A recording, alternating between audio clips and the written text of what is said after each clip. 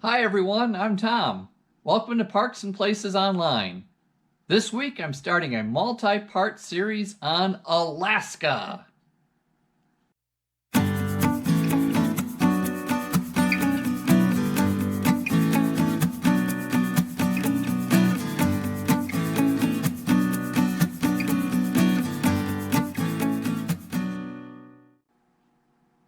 Alaska is one of those places that conjures up images of glacier-covered mountains, icebergs floating in fjords, grizzly bears fishing salmon from rivers, and so much more.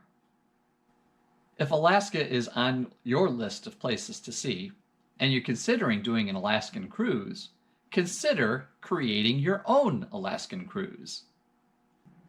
When we were planning our Alaskan trip, we intended to take the Cassiar Highway up and the Alaskan Highway back, driving west after leaving Jasper National Park in Canada. We met a couple in a Walmart parking lot in Prince George, British Columbia.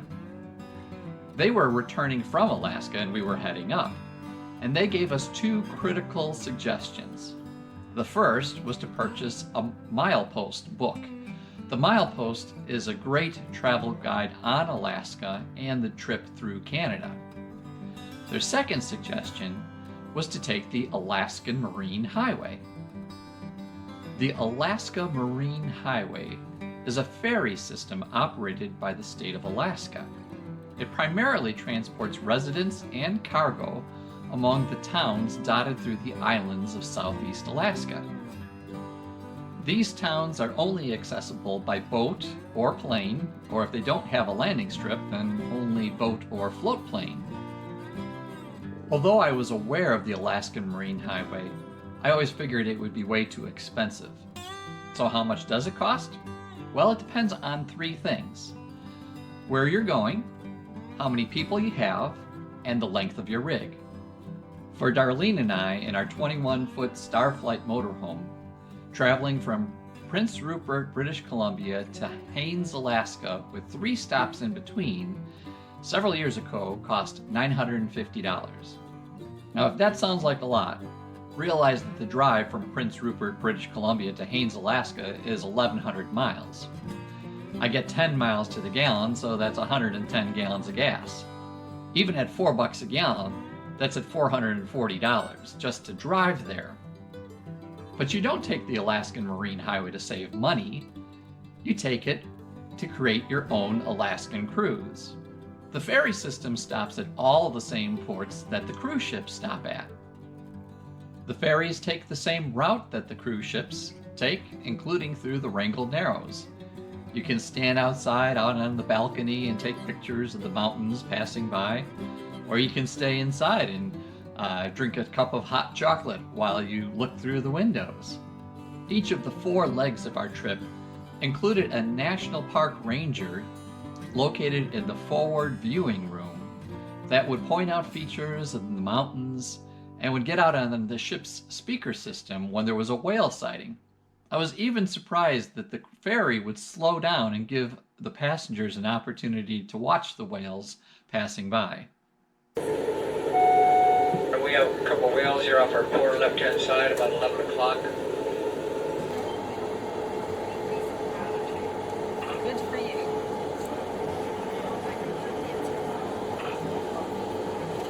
Oh, that's a good tip. Double. The ferries run day and night, so you want to schedule your legs of the trip during the day when you can see sights. But you don't take the Alaskan Marine Highway because the time spent on the ferry is better than on a cruise ship. It isn't, not even close. The food on the ferry is going to be fair food at high prices. There is no fine dining opportunities. You take the Alaskan Marine Ferry because of the time off the ship. The cruise ship will get to the port in the morning, and you'll have the opportunity to get off at the port and take an excursion, enjoy the day out and get back to the ship in the evening, and enjoy your dinner and go on to the next port. When you take the ferry, you get off at the port, and you spend as much time at the port as you want. And after several days, you take a different ferry to your next port. We enjoyed this part of our vacation much more than we thought we would. We booked a reservation right there in the Walmart parking lot of Prince George. We booked our reservation such that we spent 2 to 3 days at each port. If we would have known how much we would have enjoyed this, we would have booked it with much more time at each port. One thing about the Alaskan weather, it rains a lot. If you have the time, plan to spend extra time at each spot to wait out the bad weather. You can kind of figure that maybe you'll have 1 good day out of 4, but that means that you've got to wait around potentially for 3 days to find that 1 good day.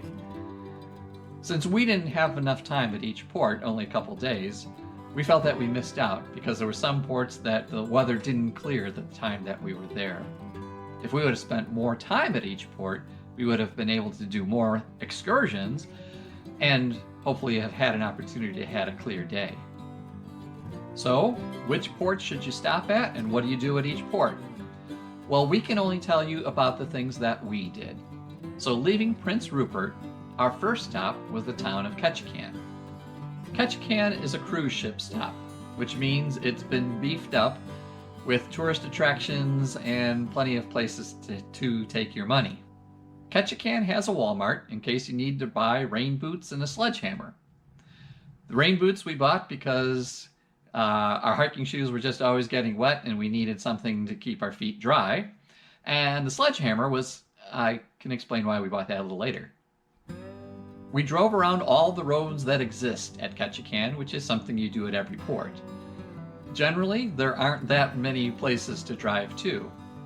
In Ketchikan, our favorite spot was Settlers Cove. Settlers Cove is a beautiful rainforest setting with roaring rivers and waterfalls. It might have been roaring all the more because it was pouring rain the entire time that we were there. We didn't do any excursions in Ketchikan because we weren't there long enough for the weather to break. But if you've got good weather, the time and the money, then I would recommend taking a float plane through the Misty Fjords National Monument. From the internet, it looks like a beautiful thing to do. Leaving Ketchikan, the ferry headed through the Wrangell Narrows. This is called the Narrows because it is a narrow passage between 2 islands that all the large ships go through, including the ferries and the cruise ships. It's very narrow, it's not wide enough for 2 ships to even pass each other, but they have some sort of system in place that allows one-way traffic to flow through. It's a little unnerving when you see land so close on each side, but it's obviously very safe because you never hear of any accidents. This is a place where you want to be outside the ship, whether you're on a cruise ship or on the ferry. Passing through the Wrangell Narrows, our second stop was totally different. The town of Petersburg, Alaska. Cruise ships don't stop at Petersburg, so Petersburg is left true Alaska. You won't find lots of restaurants or any tourist opportunities here, but there may be a restaurant we don't know. Our favorite place to eat, though, was a fish packing plant that had a couple picnic tables and a counter that you could order food at. We had the best tasting, freshest fish I have ever had in my life. We enjoyed the food so much that we actually stopped at the same fish packing plant on our way back to the ferry to get an order to go so that we could eat while waiting in line to catch the ferry. Petersburg is far enough north where you see your first glaciers flowing from the mountains into the ocean. We took the 3 Lakes Loop Road, but a good thing to note is that we drive our motorhome without a tow vehicle.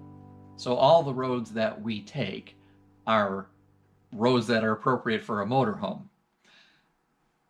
Maybe we push the limit a little bit, but if you have a tow vehicle, a 4-wheel drive tow vehicle, or if you have a 4-wheel drive truck towing a trailer, then that opens up more roads for you to get lost on. I would always tell Darlene regarding getting lost, how lost can you be? You're on an island. After Petersburg, our next stop was Juneau. Juneau is the state capital of Alaska. Technically, it's not an island, but it's connected to the same landmass as Canada and then the lower 48 states. But there are no roads that get from mainland to Juneau, so it might as well be an island. The only way in or out of Juneau is by boat or by plane. Juneau is a major cruise ship port. So when the cruise ships are in town, or when the state legislature is in session, it's a happening place. But if the state legislature is not in session and the cruise ships leave at the end of the day, things shut down. When we got off the ferry, it was midday, and the streets were crowded. The cruise ships were in port, all the people were off the cruise ships, and all the shops were open, restaurants were packed. And then like 5 o'clock, we just noticed that the crowd started vanishing and the stores started closing. We were intending to go out to dinner, and we couldn't even find a restaurant that was open. We ended up going to Safeway, to the prepared food section, and getting our dinner there. We spent 3 days in Juneau, and we loved it. We really wish we would have spent much more time there. We took an all-day excursion, which was a boat ride from Juneau into Tracy Arm Fjord to North and South Sawyer glaciers. The cruise ships will go into Tracy Arm Fjord, but they can only go so far. When we were on a little tour boat, the tour boat was able to navigate in between the icebergs and get really close to the glaciers.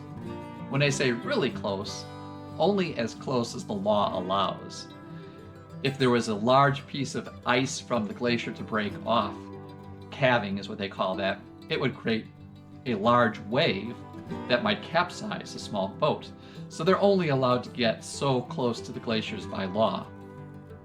This was a worthwhile excursion that cannot be taken if you're on a cruise ship, because it was an all-day excursion and you're not in port all day if you're there on a cruise ship. At any point, I could remind you about how cold things are in Alaska, but for this excursion especially, because you want to be outside to take pictures of the beautiful scenery. And with the boat moving quickly, it was really windy and very cold. I found a spot behind a bulkhead that shielded me from the wind. I would duck out with my camera into the wind, take a picture, and then get behind the bulkhead to be shielded again. Then after doing that for a while and freezing, I'd then get into the inside of the boat and warm up.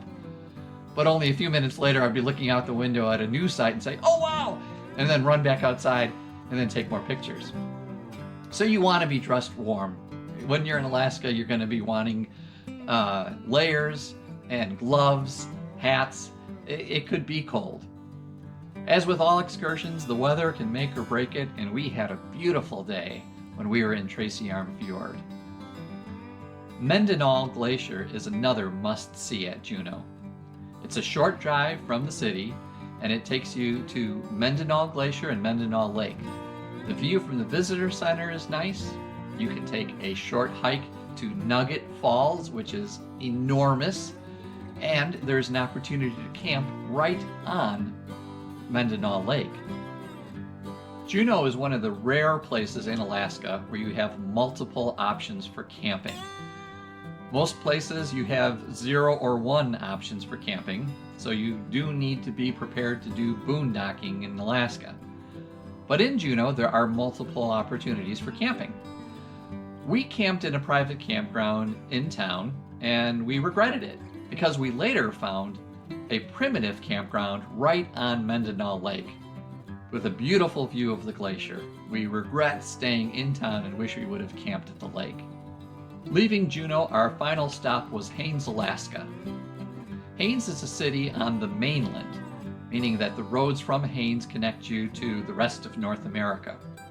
I'll cover Haines, Skagway, and other cities in that area in a different video. Before I leave today, I want to mention a couple things about taking an RV onto a ferry. The first is that they don't allow any open flames on the ferry, which means you can't let your propane-powered fridge run on the ferry. They will shut off your main propane line and then put tape over the valve to make sure that you don't mess with it. Because if you break the tape, they can see that. So that means that your fridge will not be running on the length of the ferry ride. So if it's a 6-hour ferry, that means your fridge is only going to be kept cool by its insulation. Another thing to mention about taking an RV onto a ferry is the horrible departure angles. Now, to get from the mainland to the ferry requires a series of ramps that go up and down depending upon the tides. So when we got on our first ferry to Ketchikan, we bottomed out. So the back end of our motorhome scraped bottom hard. It didn't do any damage to the body of the motorhome, but it did break our sewer line. We have skid plates that prevent damage to the body, but that when the skid plates moved, it broke the sewer line. Hence, that's the reason why we needed to purchase the sledgehammer in Ketchikan. So I needed to take the sledgehammer and hammer the skid plates back in place so that I could then reconnect the sewer line. On the ferry to go to Ketchikan, and this is what it looks like here. You're going to tell us where we go. This is relatively easy. Whoa. I'm sure that ruined something. I'm sure. We now keep the sledgehammer as a permanent tool in the motorhome. So now you have another option for visiting Alaska. Sure, you can still take an Alaskan cruise, or if you have an RV, maybe you want to consider creating your own Alaskan cruise using the Alaska Marine Highway. There are many options for seeing Alaska, but there's only one way to heaven. Jesus said to him, "I am the way and the truth and the life. No one comes to the Father but through me." Check out our interactive map of Southeast Alaska, where you can see pictures of the places talked about in this video.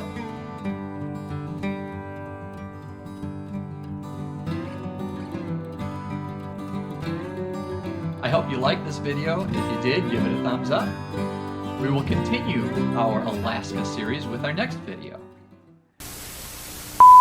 We had the best tasting, freshest fish.